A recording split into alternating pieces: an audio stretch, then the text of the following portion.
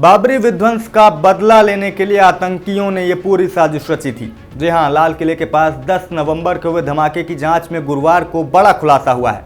Police सूत्रों की माने तो आतंकी 6 दिसंबर यानी बाबरी मस्जिद ढहाए जाने की बरसी के दिन दिल्ली समेत कई जगहों पर धमाके करना चाहते थे। इसके लिए उन्होंने 32 कारों का इंतजाम भी किया था।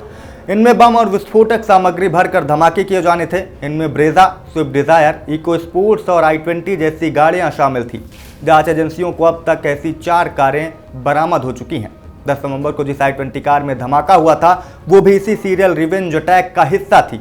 आपको बता दें कि उस ब्लास्ट में अब तक 13 लोगों की मौत हो चुकी है, जबकि 20 लोग घायल हैं, जिनमें से 3 की हालत अब भी नाजुक बताई जा रही है।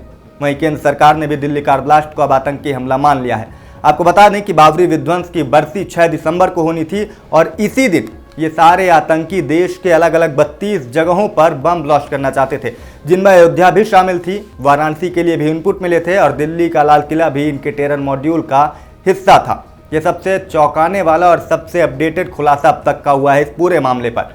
फिलहाल आपको यह भी बता दें कि इस मॉड्यूल में जितने भी आतंकी पकड़े गए हैं सारे पढ़े लिखे हैं, डॉक्टरी जैसे जिम्मेदार और एक नामी पेशे से जुड़े हुए हैं। वही डॉक्टर जिन्हें धरती का भगवान कहा जाता है।